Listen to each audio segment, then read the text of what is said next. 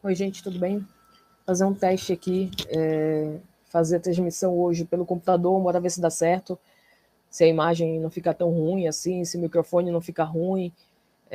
Vocês me avisem depois se funciona dessa maneira, porque aí eu dou seguimento, porque já fica aqui no computador mesmo, não tenho que fazer o upload, né, do celular enfim, pro YouTube e tal. E hoje eu vou fazer esse teste aqui pela primeira vez, gravando, inclusive, um sinálise sobre um filme que certamente é um dos meus filmes preferidos da vida. Eu já assisti esse filme, sei lá, para mais de 20 vezes. Eu já levei pessoas para assistir esse filme, né? Inclusive na época que ele saiu no cinema em Belém. Ele não saiu em cinema comercial, assim, né? Ele saiu, para quem é aqui de Belém vai saber do que eu tô falando, saiu no Cine Líbero, que normalmente só saem filmes cult, né? Filmes que não têm grande alcance, filmes que têm produção independente, enfim. E a época que saiu esse filme, eu lembro que eu levei muita gente para assisti-lo, né? Inclusive minha avó, e foi bem engraçado porque para quem, enfim, conhece o Cine Libero, sabe que ele é minúsculo e a acústica ela é muito forte. Então você chiou no seu lugar, todo o cinema vai escutar, né? E aí, quando acabou o filme, eu tive a péssima ideia de perguntar para minha avó naquele momento se ela havia gostado do filme. E ela, como é meio surda, né, fala alto, ela falou para todo mundo ouvir que ela tinha achado uma bosta o filme, né? Então, e assim, nada mais correto no entendimento dela, obviamente, do que essa descrição. Eu vou explicar o porquê para vocês hoje. O nome do filme é Elle, né? Inclusive aqui no Brasil ele continuou com esse título. Ele não ganhou outro título, não ganhou, por exemplo, Ela, né? Mesmo porque já tem um filme que aqui no Brasil se chama Ela, que está traduzido de maneira equivocada, inclusive, né? Porque o nome original é Her, então seria dela a tradução, mas colocaram Ela, que é aquele filme com Joaquin Phoenix e com a Scarlett Johansson, né, fazendo a voz lá da inteligência artificial. E esse filme, Elle, em francês, é Ela também. E não teve tradução, seguiu com esse título mesmo aqui no Brasil. Esse filme, bora lá, que eu vou já começar, vou explicar aqui e eu vou comentando algumas anotações que eu fiz sobre ele, né? Esse filme é uma produção do Paul Verhoeven, né, e que tem como personagem principal a atriz que interpreta, né, essa personagem principal, que é uma das minhas atrizes preferidas do mundo. Aliás, não somente minha, mas também do Michael Haneke, né, que se chama Isabelle Huppert. A Isabelle Huppert é uma atriz francesa e que é muito conhecida, né? Porque, enfim, ela faz muitos filmes que tem, assim, uma saída mundial, né? Que todo mundo conhece, etc. Ela já foi indicada ao Oscar, né? Como melhor atriz. Ela já recebeu inúmeros prêmios. Ela é a musa do Michel Haneke, né? Do Michael Haneke. Então, ela é uma atriz conhecida, não somente na cultura francesa, mas na cultura mundial do cinema. Ela é realmente uma excelente atriz. Ela já interpretou papéis assim fundamentais, como a professora de piano, né? Ela interpretou agora a Michelle em Elle. Ela já interpretou, sei lá, a Emma Bovary. Ela já fez, né, uma versão da Emma Bovary, da Madame Bovary. Então, a Isabelle Huppert, ela é uma atriz extremamente conhecida e, assim, magnífica. É impressionante a capacidade que essa atriz tem de incorporar os personagens. E é interessante porque ela faz, por vezes, personagens distintos, né, de personalidade, é claro, e você sempre consegue enxergar esses personagens. Claro que tem, assim, algumas características que, normalmente, os personagens da Isabelle Huppert, eles reúnem em si, né? Então, sempre uma mulher mais introspectiva, uma mulher dura, uma mulher frígida, fria, enfim. Normalmente são esses as características principais que reúnem nas personagens que ela interpreta. Mas ela já interpretou, enfim, outras personagens que fogem desse habitat natural que ela já está ali, né, sendo interessada e caminhando. Qual é a história? Eu vou contar assim rapidamente para vocês a sinopse, né, do filme, porque eu, novamente, né, para quem está acompanhando aqui algumas análises que eu faço, sabem já de antemão que não tem como fazer análise psicanalítica de um filme sem dar spoiler dele, né? Então, já direi de antemão que quem não assistiu o filme tem problema com spoiler, para agora o vídeo, vai assistir o filme e depois volta. Agora, se não tiver problema com spoiler, então só siga aqui, porque, enfim, eu vou ter que narrar o filme, né? Como é que eu vou fazer análise sem narrar o filme? Então, vou fazer aqui uma sinopse, pegar aqui aspectos gerais assim, do filme, para que a gente possa discutir aqui. Então, Elle é um filme que tem como personagem principal a Michelle. A Michelle ela é dona de uma empresa de games, né? Ela, na verdade, e a sócia dela são donas dessa empresa de games, que, enfim, tem bastante sucesso, né? Eles fazem a programação e criam jogos, né? Normalmente jogos de violência, de tiro e etc.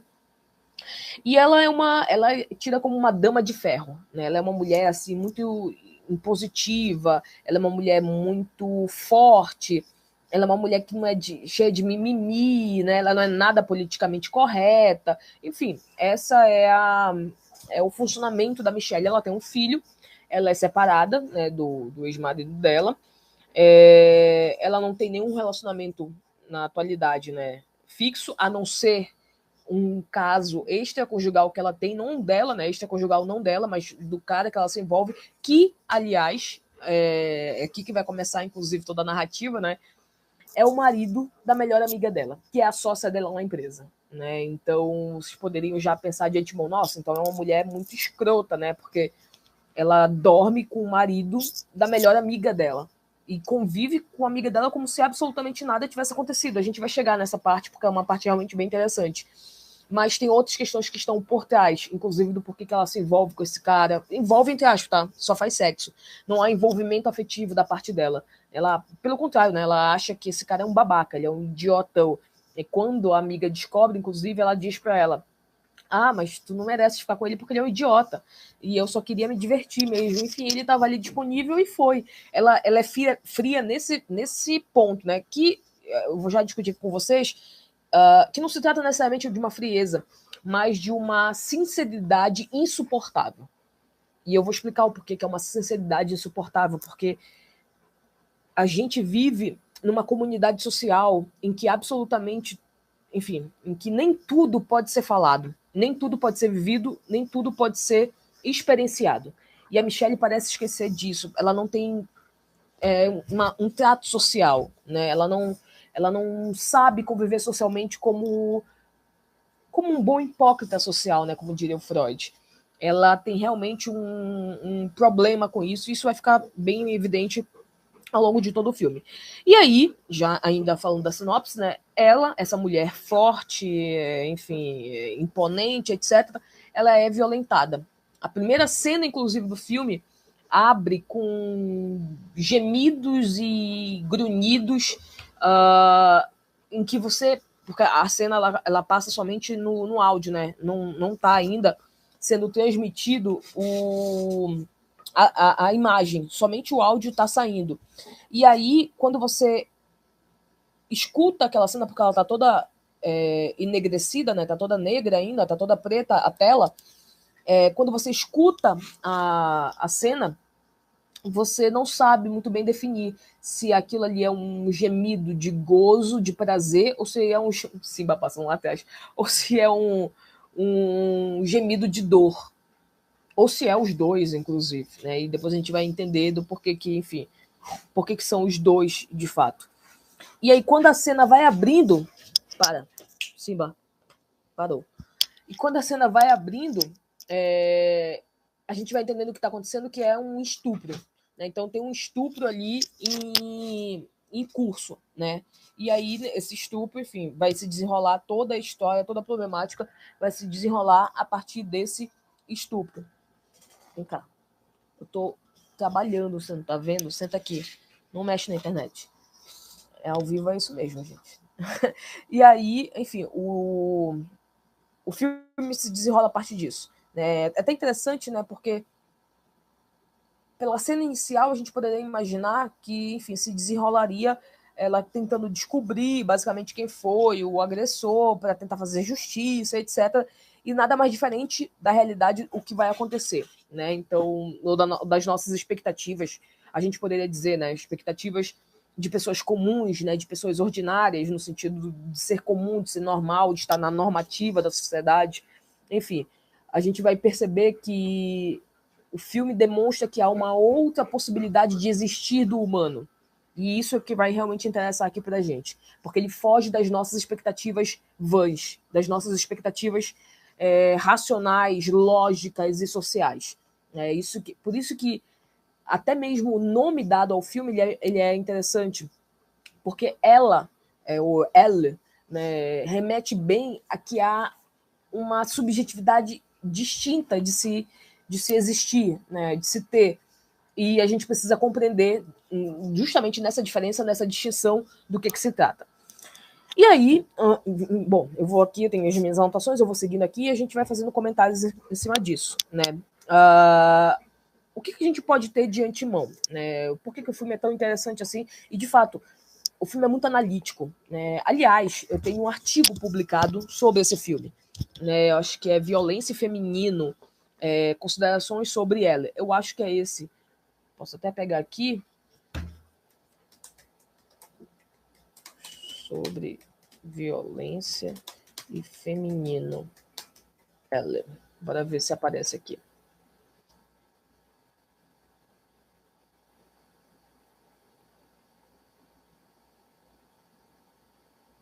Violência. Ah, tá aqui, o nome. Violência. Cadê? E feminino. Aproximações a partir de ela. É um artigo que também é capítulo de livro, tá? Que eu publiquei. Então, quem quiser. Eu posso deixar o link aqui, inclusive, né, nesse vídeo depois, para vocês acessarem. Em que eu faço lá uma análise mais delimitada, né, enfim, da história do filme e etc. Trazendo, obviamente, a teoria psicanalítica para que a gente possa pensar sobre isso. Mas por que o filme ele é muito psicanalítico? Né? É porque ela foge do que se esperaria, né, que uma vítima teria ali, né, de funcionamento, do que uma vítima deveria ou não fazer diante de de um estupro, né, de uma violência sexual. Não necessariamente. O filme ele é extremamente psicanalítico porque ele desvenda a nossa dualidade, né, a dualidade do nosso presente. Ou seja, como a gente funciona e por que a gente funciona dessa maneira. Então, para a gente entender do porquê que a Michelle funciona de uma maneira completamente diversa daquilo que a gente imaginaria que uma vítima de estupro deveria funcionar, a gente precisa entender o porquê que ela se traveste dessa maneira na atualidade. Simba, não, filho, para. Você vai lá para fora. Se você não se comportar. Eu estou gravando, tá? Do porquê que a Michelle ela se traveste dessa maneira na atualidade, né? Do porquê que ela funciona dessa maneira na atualidade. Então, o ponto central, enfim, que obviamente, né, seria relevante para todo e qualquer entendimento de funcionamento humano, é a gente entender o que aconteceu na vida desse sujeito para a gente entender do porquê que ele funciona assim na atualidade. Isso não vai fugir com a Michelle, e aliás, o filme mostra isso. O filme demonstra exatamente do porquê que ela o que foi que aconteceu na vida dela para que ela funcionasse dessa maneira hoje. Né? Então, isso realmente é muito importante. E, então, bora tentar entender, né, quem é a Michelle, né, o que foi que aconteceu. A Michelle ela tem uma marca fundamental, né? Tá vendo? É por isso que eu não posso monetizar o canal, porque não é profissional, porque eu tenho a porra do cachorro interrompendo aqui na hora que eu tô gravando. A Michelle, ela tem uma marca fundamental. Ela vem de um lar marcado pela barbárie. Então, pelo que dá a entender no filme, o pai dela era um paciente psiquiátrico, esquizofrênico, né, muito provavelmente numa crise psicótica aguda, ele comete uma espécie de genocídio, né, uma barbárie, um morticínio, em que ele mata inúmeros vizinhos da casa dele, da residência dele, né, ou seja, vizinhos que moravam ali próximo a ele. E depois de matar esses vizinhos, né, depois de cometer esse assassino em massa, ele mata criança, ele mata idoso, ele mata adulto, enfim. Ele mata. Aliás, os únicos que ele não mata são os animais. Isso é bem interessante. Né? Ele poupou os animais. E aí, depois desse ataque de fúria que ele tem, né, dessa crise psicótica aguda que ele tem, ele comete realmente por uma crise psicótica, né? Ele vai para casa, queimar toda a casa, queimar os móveis e fazer uma grande fogueira e brincar com a filha dele, que era a Michelle. Ela tinha, salvo engano, 10, 11 anos quando ele faz isso. E ela tá lá brincando com ele, fazendo uma grande fogueira, né? Enfim, queimando todos os móveis ali da casa deles, quando a polícia bate na porta da casa dela para prendê-lo e ela vê tudo isso acontecendo. Então tem até uma foto, né, que é a foto que saiu no jornal, que a marcou bastante, que é justamente quando ela tá lá envolvida com as chamas, com as... como é que se chama? Tem um nome para isso, quando você faz fogo, tem as... não é fumaça, tem um nome específico para isso, que quando, enfim, quando você toca fogo em alguma coisa, sai... que até em inglês é ash. Esqueci agora o nome em português, mas enfim. Tô tentando lembrar, né? Deixa eu ver aqui se eu acho. Ash Girl.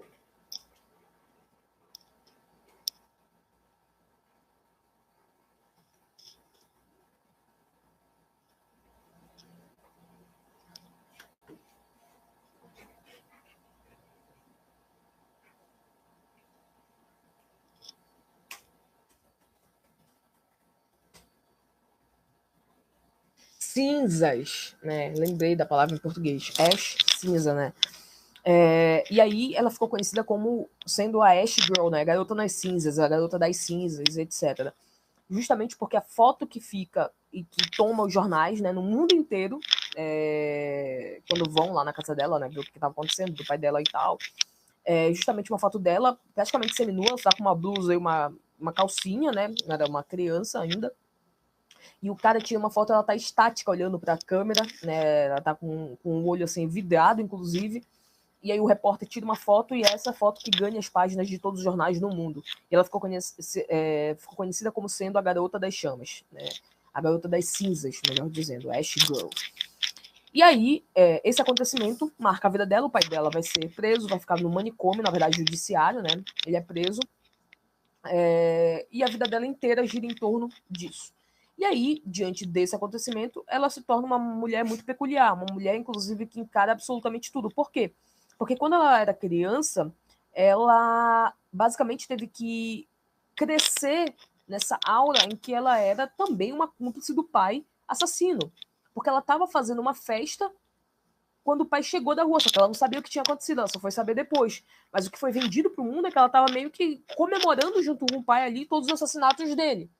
Então ela cresceu também com esse envolvimento, né? Tanto que, isso é tão interessante, que até mesmo na vida adulta ela é culpada, ela é culpabilizada ainda desse funcionamento. Por exemplo, ela tá numa lanchonete, aí chega uma mulher e joga todo o lanche em cima dela. E diz que, enfim, basicamente que ela tinha que, sei lá, apagar nas chamas do inferno, né? Que o pai dela era um monstro, ela também era uma monstro, enfim. Então as pessoas ainda olhavam de maneira diferenciada, mesmo depois de tantos anos, e mesmo depois de entender que ela era uma criança que também foi vítima de todo aquele processo. Só que ela não teve a oportunidade. Isso é muito interessante, né? Ela nunca teve a oportunidade de ser vítima. Tanto que isso vai realmente ficar marcado na vida dela, né? Porque quando ela sofre esse estupro, por exemplo, ela numa mesa de jantar, ela conta pro ex-marido e pros amigos, né? Ela diz o seguinte: olha, eu acho que eu fui estuprada. Ela havia acabado de sofrer um estupro, tanto que ela, enfim, ela foi dilacerada, né? Ela toma banho, o sangue sai da vagina dela, enfim, porque ela foi realmente estuprada, né? E mesmo depois de tudo isso, ela chega na mesa de jantar e fala: olha, eu acho que eu fui estuprada. É como se ela estivesse dizendo nas entrelinhas, né? Olha, eu acho que eu fui violentada. Eu acho que dessa vez eu fui vítima. Tanto que tem determinado momento que nessa mesa de jantar, né? Os amigos dela, o ex-marido dela, diz assim: tá, então vamos na delegacia, né? Aí ela fala: não, não vou na delegacia. Eu não quero isso de novo na minha vida, porque ela, enfim, a vida dela inteira foi na delegacia, foi na prisão, seja visitando o pai, seja dando depoimento, etc. Ela disse que ela não queria de novo essa mídia em cima dela. E aí a amiga dela olha para ela e fala o seguinte: olha, mas você é a vítima agora. E ela diz: Simba. E ela diz: tá, mas eu também fui a vítima naquele momento. Ou seja, na infância dela, ela também era vítima. Né? Então isso realmente é interessante para mostrar que nem assim, nem esse entendimento de que foi uma criança que foi vitimizada, ela pôde experienciar naquele momento. que ela realmente foi tomada como cúmplice desse pai, e talvez por isso, e aí eu vou endereçar aqui o meu olhar através disso, né? E talvez por isso, inclusive, é que ela funcione da maneira como ela funciona na atualidade, se colocando sempre numa posição de ser violentada diuturnamente. Eu vou explicar como, porque é esse que é o motim, de fato, do funcionamento dela. Ela é uma mulher que se coloca numa posição de ser violentada, de ser agredida. Ela demanda isso do outro a todo instante, né? Que ela seja humilhada, que ela seja agredida, que ela seja violentada. É essa demanda que ela faz ao outro a todo instante. E a gente vai já falar sobre isso aqui. Uma outra coisa que eu coloquei aqui, que a gente pode pensar, se vai aparecer no vídeo, pronto, aparece. Uma outra coisa que eu coloquei aqui que a gente pode pensar é que o filme ele fala sobre a normalidade.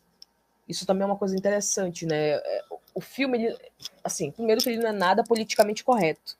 Absolutamente nada, né? São personagens reais, com questões reais, com motivos reais e com um dia a dia real. Né? Então são personagens que vivem uma vida real, ou seja, de traições, de infidelidade, de inveja, de hipocrisia, né? Enfim, são questões do nosso dia a dia, do dia a dia cotidiano. E a Michelle, ela reúne nela, talvez, o funcionamento mais radical de todos esses personagens. Por quê?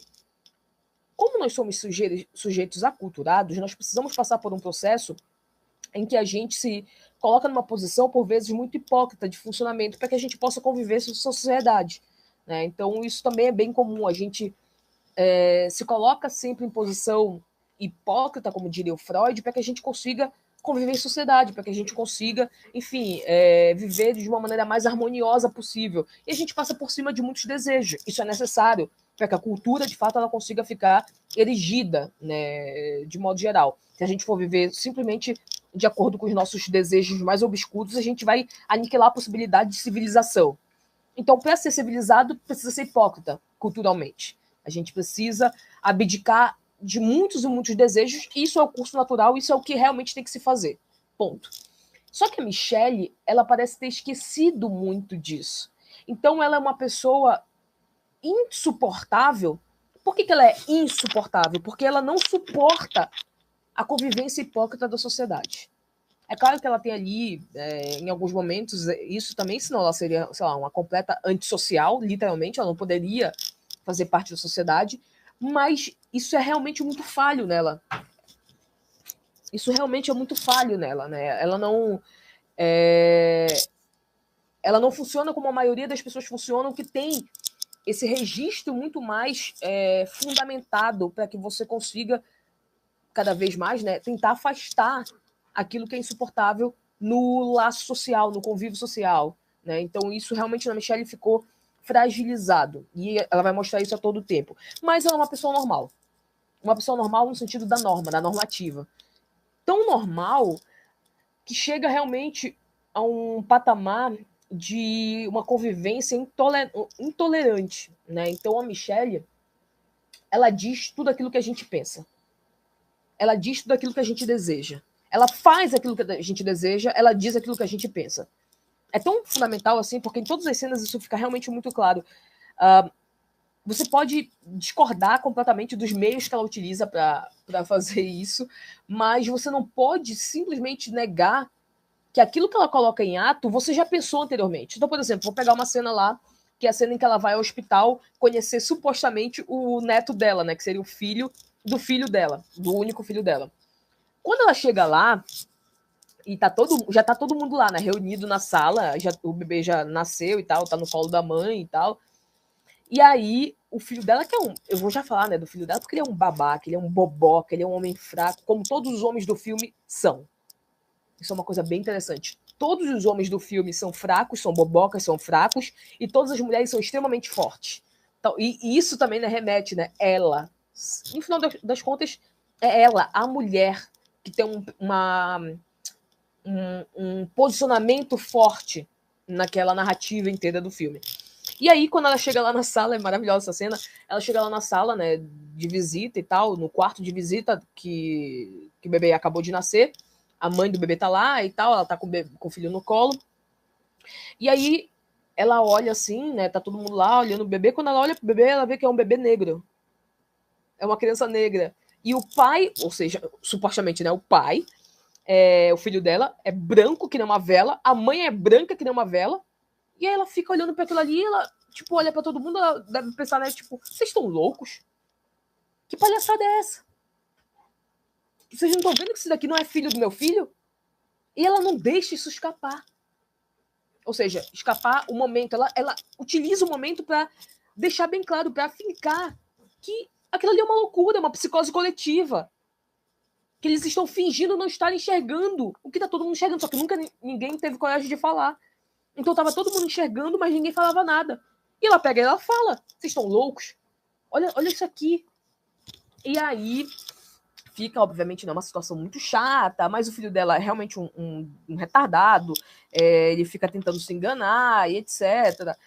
E vai se desenrolar, inclusive, a partir disso, muita coisa. Então a Michelle ela é uma mulher normal, até demais. Né? A gente precisa ter um certo crivo para que a gente consiga viver o melhor possível na sociedade. E um desses crivos é justamente saber o momento de falar, o momento de agir. Porque se isso exorbita, você prejudica as relações sociais. E a Michelle prejudica isso o tempo inteiro. Mas não é porque ela, enfim, não é porque ela tem algum tipo de déficit cognitivo, né, algum tipo de retardo mental, nem nada do tipo, ou uma completa psicopata, nem nada do tipo. É simplesmente porque ela é uma mulher radical. Ela é uma mulher edipiana. Eu vou já mostrar do porquê que ela é uma mulher edipiana, inclusive. Então, primeira coisa, né? Por que ela? Por que ela? Primeiro porque o filme é sobre ela. É literalmente porque o filme é sobre ela, né? Então, como eu coloquei aqui, é o que ela faz, o que ela é capaz de ser, o que ela é, o que ela não sabe que é capaz de ser e fazer. Então, o fato do filme jogar para ela é porque expõe as nossas próprias idiosincrasias. Então, a Michelle, ela é um espelho do nosso próprio desejo. Isso é realmente fundamental. É literalmente fundamental, porque é literalmente isso que essa personagem ela faz com a gente o tempo inteiro. É rememorar, como eu coloquei aqui, né? Ela rememora o que nós somos. Ela faz isso o tempo inteiro. Ela nos coloca em cena o tempo inteiro. Seja para odiá-la, seja para amá-la, seja para sentir pena ou não sentir pena. Porque, engraçado, ela é uma vítima de estupro que você não sente pena. Isso é realmente muito interessante. Porque ela não é uma mulher que se permita ser vitimizada. No sentido de. Não que ela não seja uma vítima, mas ela não tolera ser colocada nessa posição de vítima. Isso é muito interessante. Porque talvez, e por isso ela fala isso, né? Eu também fui vítima naquele momento. Porque talvez ela esteja dizendo o seguinte: olha, como eu nunca pude ser uma vítima, eu nunca mais vou tolerar que alguém me coloque nesse lugar. E ela realmente não deixa. Então ela reage o tempo inteiro. A Michelle, ela reage o tempo inteiro. A Michelle vai mostrar pra gente que a gente se constitui na infância, a gente repete, aquilo que a gente já constituiu lá na infância. Então, todo o conflito dela é repetido ad infinito, como é o de todos nós, do que ficou registrado na infância dela. Né? Então, isso fica claro a todo instante. Blá, blá, blá. Tem uma coisa bem interessante, né? Aliás, tem duas coisas interessantes que a gente poderia fazer uma relação com os textos freudianos. Aliás, vai lá, 3. A gente poderia lembrar, por exemplo, de um texto que se chama Personagens Psicopáticos no Palco, que eu acho que isso realmente traduz o funcionamento do filme pra gente, do porquê que ele desperta tanta ojeriza, por vezes, na gente, a partir do funcionamento da própria Michelle. O segundo é um texto que se chama Recordar, Repetir e Perlaborar, né, do Freud, porque o filme ele realmente tem esse movimento. Você recorda o conflito, você repete, ou seja, você atua com o conflito para que a partir disso você possa elaborar, o perlaborar, ou seja, fazer um trabalho duplo de elaboração psíquica. E é tudo isso que o filme é. Então, tem um conflito na vida da Michelle, ela atua com esse conflito no dia a dia dela, e ela, nesse funcionamento dessa atuação, ela vai tentar elaborar duplamente tudo o que aconteceu na vida dela. Então, o filme ele é marcado por esse processo analítico que o Freud deixa bem claro nesse texto do Recordar, Repetir e Perlaborar. Uma outra coisa que é interessante é um texto que se chama Das Unheimlich, do Freud, de 1919, que se chama, a melhor tradução dele, tá até aqui, não, tá para ali, que é o infamiliar. Ele tem outras traduções, tá? Ele tem tradução como inquietante, o estranho também, né? Luminoso, né? Em espanhol, o estranho. Enfim, ele tem algumas traduções, mas a tradução que eu utilizo é a tradução do professor Hernani Chaves, que é o infamiliar. Por que infamiliar? É o estranho, mas que é familiar.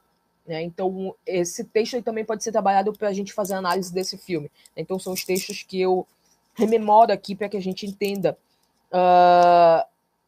esse funcionamento, seja do filme, da narrativa, como da própria Michelle, né? Então, inclusive, faz com que a gente entenda, né, que essa elaboração que se tem é a partir, tem a ver e é a partir da nossa própria hipocrisia social. Né? Por isso que a Michelle ela choca tanto a gente, porque ela não fica nesse lugar cativo de hipocrisia social. E ela deixa isso bem claro o tempo inteiro, né? Então, como eu estava dizendo para vocês, né, o filme tem traições, desejos, conflitos, hipocrisias, posicionamentos sociais, né, discussão sobre o politicamente correto ou politicamente incorreto, fantasias sexuais, fetiches. Então, é um filme humano. É um filme humano, demasiado humano. Né? E a maneira como essas personagens vão lidando com essas questões e problemáticas humanas, demasiadas humanas, é o que chama a nossa atenção. Porque a gente vai tentar também fazer um espelho e tomar um posicionamento frente a isso. Eu faria isso, eu não faria isso, eu diria isso, eu não diria isso, eu tomaria assim, eu não tomaria assim. É esse o nosso movimento diante dessa narrativa fílmica que, enfim, que essa obra traz pra gente. Então, o filme vai mostrar que os nossos desejos, eles são selvagens, né? Que as nossas saudades são dilacerantes e as nossas lembranças são paralisantes, né? Isso é uma coisa que eu também anotei aqui, que é bem interessante. Essa frase não é uma frase minha, é uma frase de uma professora minha, que eu achei bem adequada, inclusive, para esse filme, né? O filme mostra que nossos desejos são selvagens, que as nossas saudades são dilacerantes e as nossas lembranças são paralisantes. Isso realmente demonstra como se dá, né, o funcionamento desse. Então, como eu estou falando aqui para vocês, né, sobre o que é o filme, né? O filme, primeiro, ele não é nada politicamente correto. Né? Ele não é politicamente correto em nenhum dos aspectos, nem da maneira como supostamente determinados sujeitos deveriam lidar com determinadas questões. Principalmente sobre um tema muito delicado, que é o tema do estupro, né? Como eu estou falando aqui para vocês. Da violência sexual contra a mulher, especificamente. Né? Então, a gente sabe, por exemplo, que esse tema ele tem uma carga emocional, social muito forte, a ponto da gente, enquanto sociedade, ter uma maneira única, praticamente, de olhar para isso, em que a mulher é uma vítima que precisa ser cuidada, o agressor ele precisa ser afastado da sociedade, de modo geral, deve pagar pelos crimes dele, etc. A Michelle, o filme, ele nos entrega uma maneira diferente de lidar com questões que são de senso comum, de consenso comum, melhor dizendo, né? Então, a Michelle ela nos dá uma possibilidade de entender a multiplicidade do ser humano. Acho que isso que é o mais formidável, por isso que me chamou tanta atenção esse filme, né? Me chamou tanta atenção a maneira como o diretor... Primeiro que ele, enfim, é um filme baseado num livro. O nome do livro é O.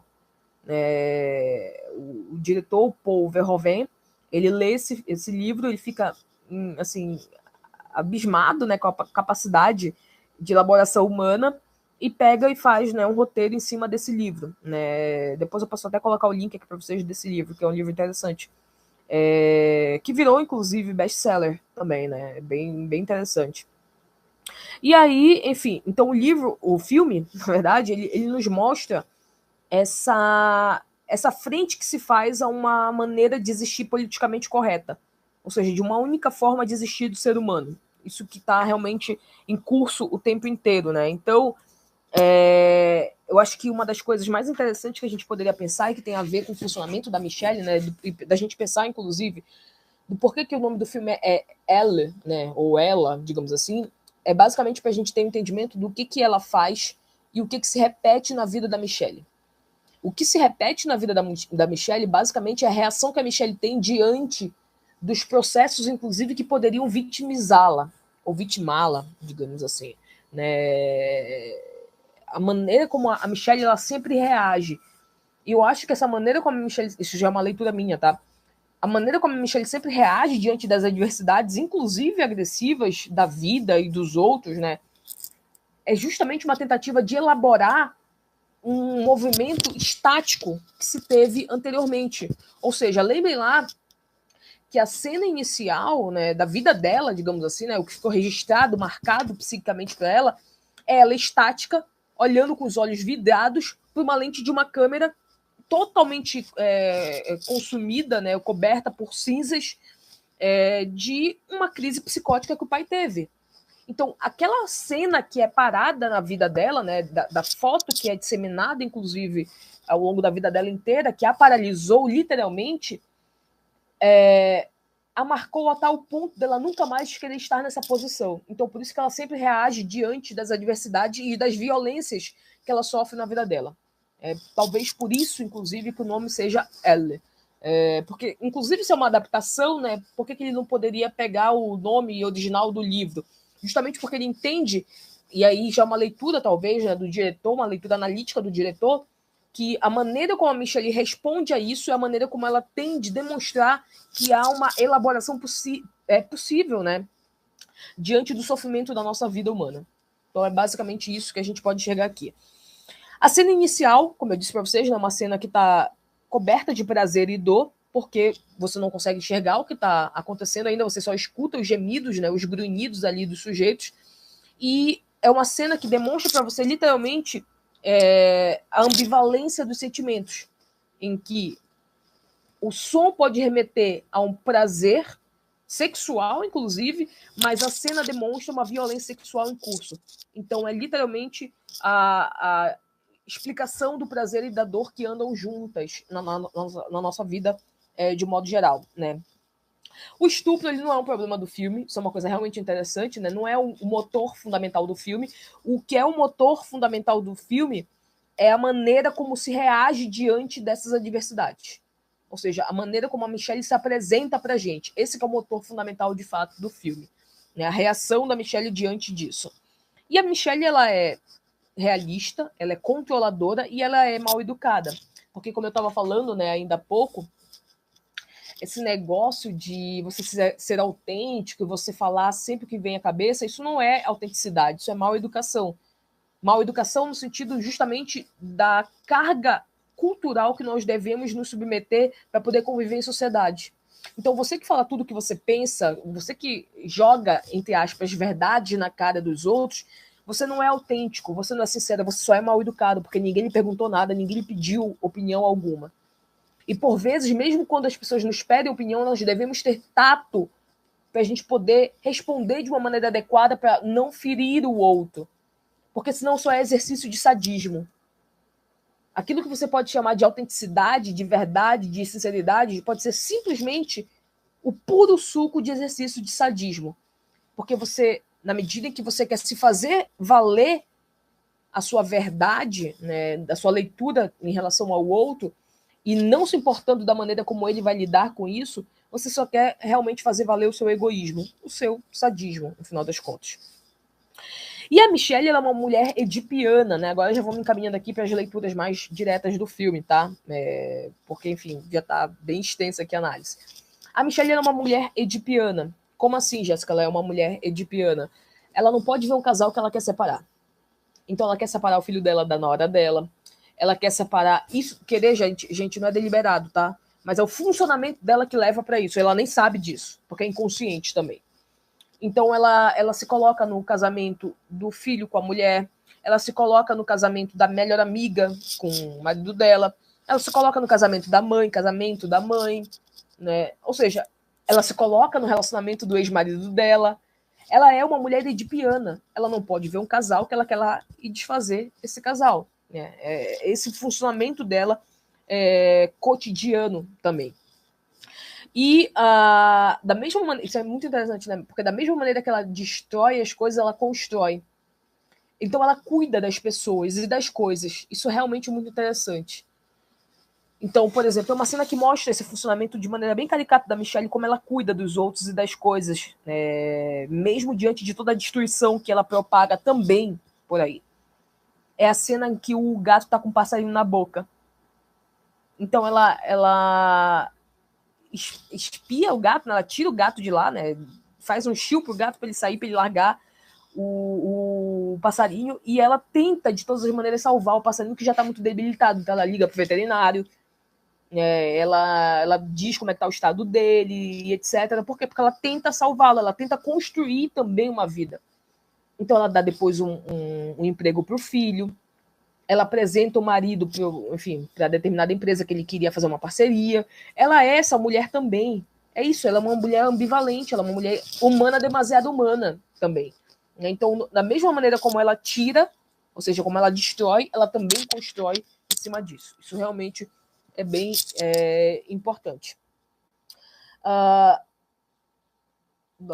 Já falei disso daqui. Uma coisa bem interessante, né, que eu falei para vocês, que todos os homens são fracos, e são mesmo, né? O filho é um idiota, o ex-marido é um idiota, o agressor é um babaca. Isso é muito fundamental, né? O agressor, que deveria ser o vilão da história, ele é um babaca.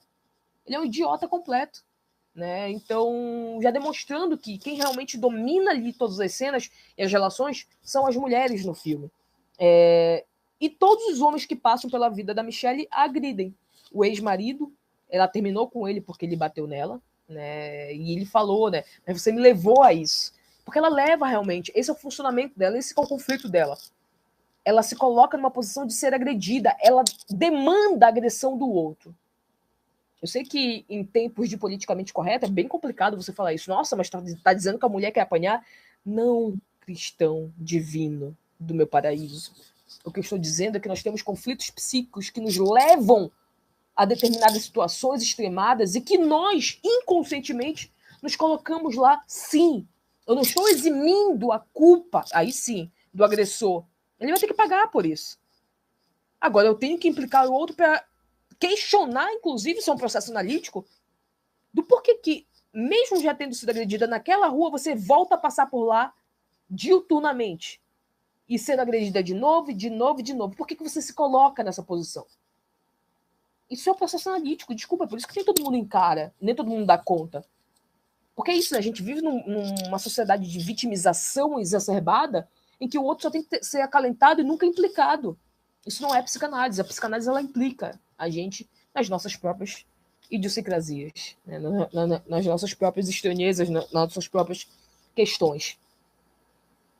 Que melhor resumiu isso, né? Tem até um corte que fica sendo jogado por aí, né? De vídeo, foi a Maria Rita Kel, né? A psicanálise não é, então, o outro faz comigo, ele é o culpado, eu sou a vítima e acabou. Não, mas é porque que eu me coloco na situação diante disso que o outro também faz comigo. Isso é psicanálise. Tudo que fuja isso não é psicanálise, é engodo, é autoajuda, é psicoterapia qualquer, menos psicanálise, né? E ela se aproxima desses agressores. Isso é mais interessante, né? Então, os homens batem, enfim, ou literalmente ou de maneira, enfim, figurativa, e ela continua. E ela persiste, ela não demite o funcionário que fez aquela montagem dela, né? Ela tem um funcionário que a odeia, é super hostil com ela, e ela mantém lá. Tem um filho que não a suporta, odeia mesmo, e ela tenta tê-lo por perto e ajudá-lo o tempo inteiro. Tem um ex-marido que bateu nela, ela continua tendo uma relação maravilhosa com ele. Enfim, o agressor, enfim, é o ponto principal, né? Porque o agressor é aquilo que você vê de maneira literal. Mas todas as outras relações também já estão sendo permeadas por esse tipo de funcionamento dela. É isso que as pessoas não se dão conta, né? Então, a única coisa que eu vou me dar conta é que o cara estuprou e ela fica ainda tendo relações com ele. Não, mas isso é o mínimo, porque ela já faz isso em toda a vida dela pregressa. É só o que ela faz, se manter bem perto de todos aqueles que a odeiam e a agridem. Ponto. Porque ela provoca a violência, né? Ela incita a violência no outro. E ela quer se colocar nessa posição, porque ela goza também nessa posição diante do outro.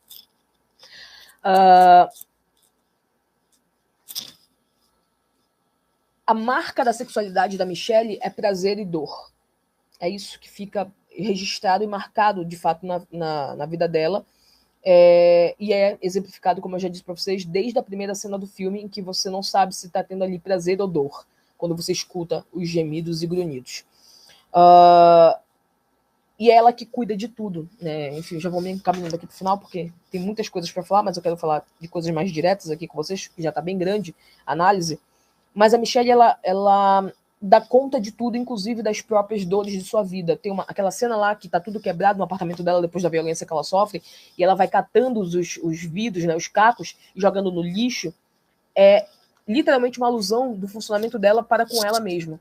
Ela se reconstrói, ela cata os cacos, ela tenta remontá-los para dar seguimento na vida dela. Ela não se paralisa diante da violência, é muito interessante. Muito possivelmente porque ela já se paralisou anteriormente e não a levou a lugar nenhum, inclusive. Então a marca que ela registra psicamente é uma marca de reação, de reatividade diante da violência que ela sofre o tempo inteiro. Mas ela é uma mulher que tem culpa. E o funcionamento dela, inclusive, de se colocar para ser agredida diuturnamente, é um funcionamento masoquista de alguém que tem muita culpa diante de si. E a culpa, vou encerrar com isso, inclusive, a culpa muito provavelmente vem diante de um prazer absoluto que ela sentiu com aquele pai de funcionar de maneira prazerosa diante do caos e da barbárie e da destruição completa.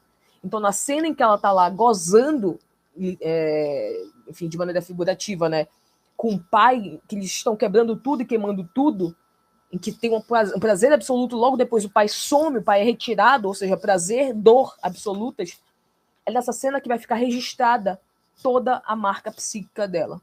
Né? Então, como eu senti muito prazer diante do caos, agora eu terei que me punir diante da violência.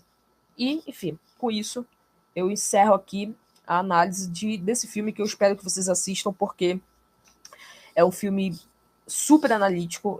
Assim, se vocês, depois de assistirem, quem já assistiu, quiser deixar aqui outras interpretações, outras análises, outras perguntas, inclusive, diante disso, fiquem super à vontade, porque é um filme que dá muito pano pra manga. Eu vou deixar aqui no link de baixo, né, na descrição do canal, o link para o meu artigo, tá, que eu publiquei sobre esse filme, e a gente se encontra na próxima análise de filme. Tchau, gente.